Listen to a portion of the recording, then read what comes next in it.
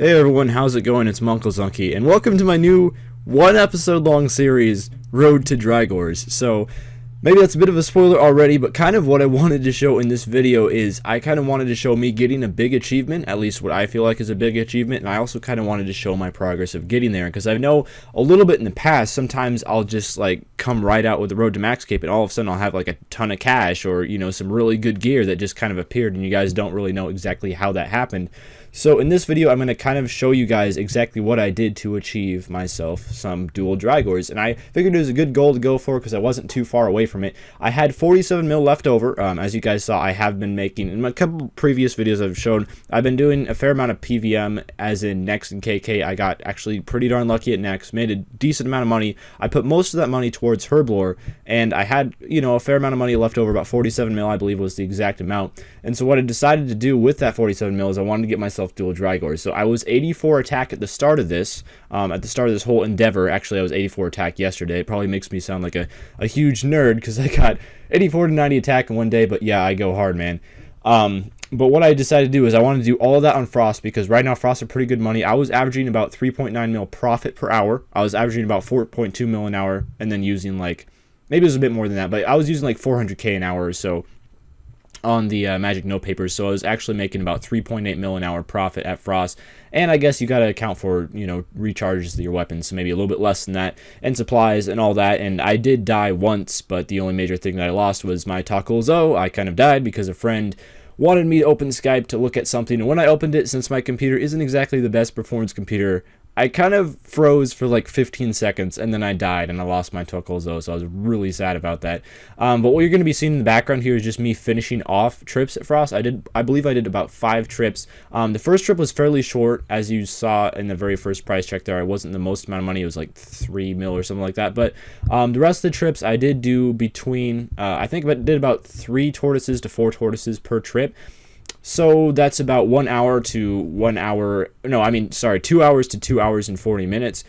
So around, I would say, about average about 2.5 hour long trips at Frost, and I was making about 6 mil or so per trip. So that's pretty good, I would say, in all honesty. And Frosts are very, very underrated for one thing, and that is actually XP, because not only are they a very good way to make money, very consistent way to make money, especially now with the Enlightenment Aura, the bones cost so much.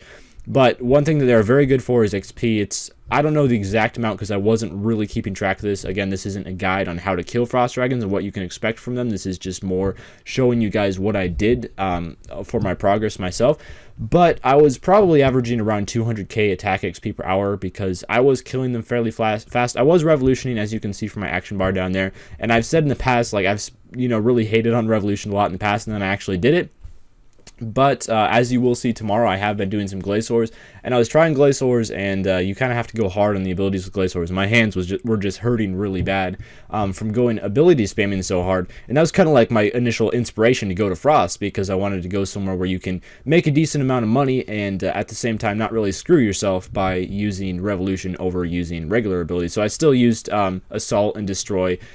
And pretty much you just, you do one dragon with basics on Revolution, you kill one with Destroy, you killed one with Assault, and then you kill one with Destroy, and then you kill another with basics. So you pretty much, 3 out of every 4 dragons, you're, either completely killing them or taking away most of their HP with the Assault or Destroy, which is really nice. And I did get 2 effigy drops between 84 and 90 attack, however much XP that was. It was about 1.8k Frost Dragons, as you'll see at the end of the video where I actually sell off all the bones.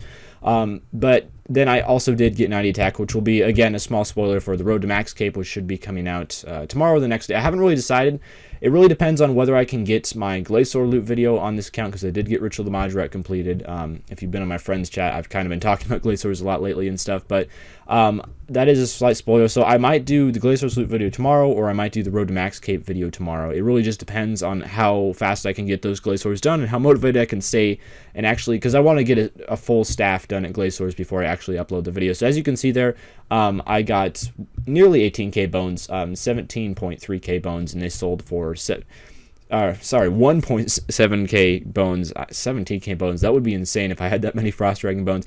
But they sold for about 17.5k each. So that's quite good. I believe that's the highest Frost Dragon bones have been in quite a while. They might have been a little bit higher when the Enlightenment Aura first came out, but overall they're very, very high. And I didn't have quite enough for Drygore maces.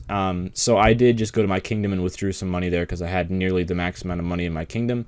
So I just withdrew 6 mil, so I have a little bit left in my kingdom, and then I just sold some stuff in my bank. I pretty much sold everything in my bank that I could sell that wasn't from Glazors. So I do have all the stuff from Glazors completely intact, but pretty much everything else that I don't absolutely need, I sold it. And in return, I got myself a pair of dual Drygore maces, and I do realize that Drygore maces are slightly, just a tiny bit less DPS than rapiers or longswords, but I felt completely fine with just having maces because this account is never going to be a pro PVMer. I'm really just playing this account to go for max cape, so the main reason I'm having maces is just to train my melee stats with Slayer and such, so it doesn't really matter if I have a tiny bit less DPS on my Drygores. I do realize that rapiers and longswords are slightly better. They're also more money, and the only reason I have these maces is really to train my melee stats, so it's not even a big deal to me personally if it takes a tiny bit longer. But I was able actually to boost for this FG because I have 85 agility now, which I got mostly from quest rewards. You get a lot of XP from doing some of those higher level quests, all on agility. So it's really nice. I can use the Clan Citadel now to boost and open my FGs up to the 95 FGs on agility, which is really, really cool. And then eventually a friend helped me out, and not a friend, the YouTuber, but a friend of mine. He helped me out, more agility XP. But anyway, that's about all for this video. So you guys saw my progress. Achieved dual Drygore maces, pretty awesome. Hopefully I can use those to PVM and slay in the future. So thanks for watching, everyone, and farewell.